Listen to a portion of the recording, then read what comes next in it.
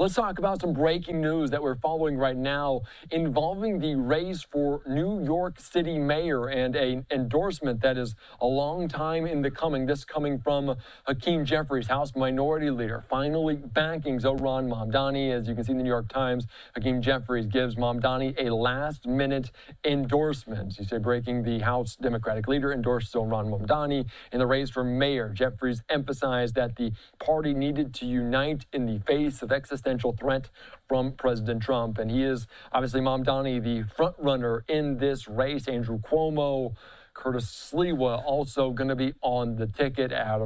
Eric Adams, the incumbent, dropping out recently. But this is big news as Hakeem Jeffries, following suit with other lawmakers, including Kathy Hochul, the governor of New York, backing Mamdani, the Democratic primary, a big win for him several months ago.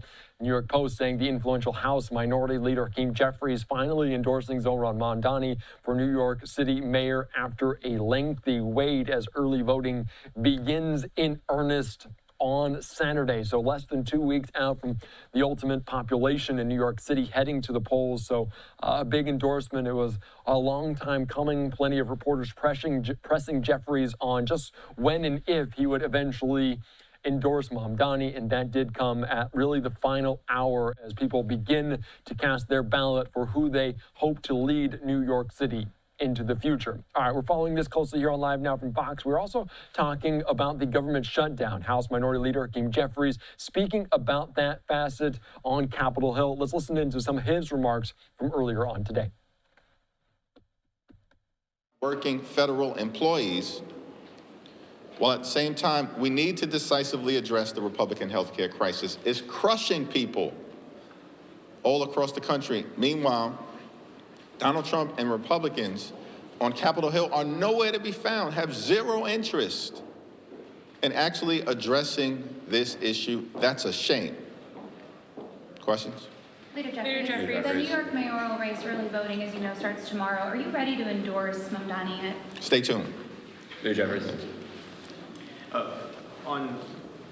We are now at this point, day 24 of the shutdown. SNAP benefits are running out. People are starting to go without paychecks again. Now insurance premiums are already starting to go out.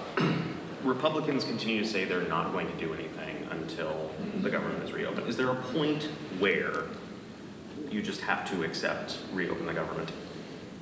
The problem that the country confronts right now is that Donald Trump and Republicans decided to shut the government down. Like, what's unclear about the fact that Republicans have the House, the Senate, and the presidency. And from the very beginning of this year, they've taken a my way or the highway approach, have steamrolled the country in all of the things, jamming their right-wing ideology down the throats of the American people. And now Republicans are claiming that they're helpless. The problem that we have right now is that House Republicans refuse to come back. They've literally been on vacation for 4 consecutive weeks. Donald Trump has found all of the time in the world to play golf. He can try to extort $230 million to line his pockets from the Department of Injustice. Somehow the Trump administration found $40 billion to bail out a right-wing wannabe dictator in Argentina, but can't find a dime to extend the Affordable Care Act tax credits in order to make life and health care more affordable for hardworking American taxpayers. And Donald Trump is demolishing parts of the White House in real time. Why? So he can construct some gaudy ballroom where he can be celebrated as if he was a king. All of this has been happening during the 24 days of the Trump Republican shutdown.